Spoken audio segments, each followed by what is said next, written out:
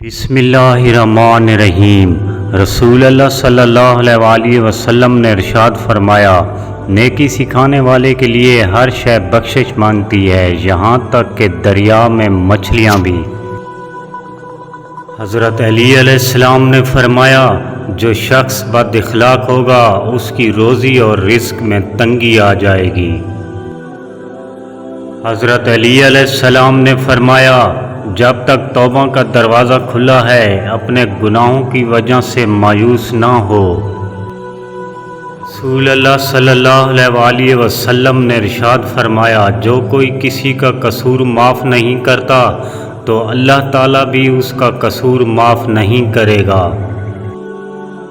جو غصے کو پی جاتے ہیں اور دوسروں کے قصور معاف کر دیتے ہیں، ایسے لوگ اللہ کو بہت پسند ہیں۔ القرآن کریم۔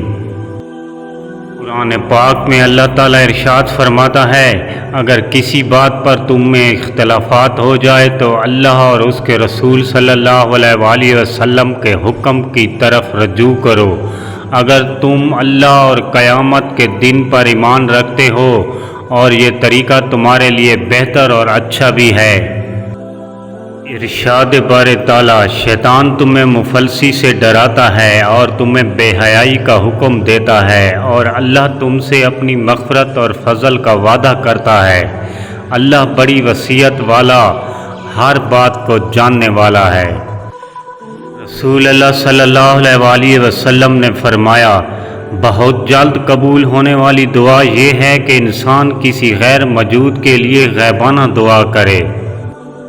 حضرت امام علی نقی علیہ السلام نے فرمایا، جو خالق کی فرما برداری کرتا ہے وہ مخلوق کی ناراضگی کی پرواہ نہیں کرتا۔ مولا علی علیہ السلام نے فرمایا، برداشت کرنا بے وقوفوں کے منہ بند کرنے کا ذریعہ ہے۔ کپڑے جسم کو ضرور ڈھانپ لیتے ہیں، لیکن گفتگو ایک پل میں انسان کی اوقات دکھا دیتی ہے۔ مولا علی علیہ السلام نے فرمایا، اپنی عادتوں کو بدلو تاکہ اطاعت آسان ہو جائے۔ مولا علی علیہ السلام نے فرمایا، بدترین آدمی لمبی امیدیں والا اور بد کردار ہے۔ اللہ حامی و ناصر، دعا گو ساگر۔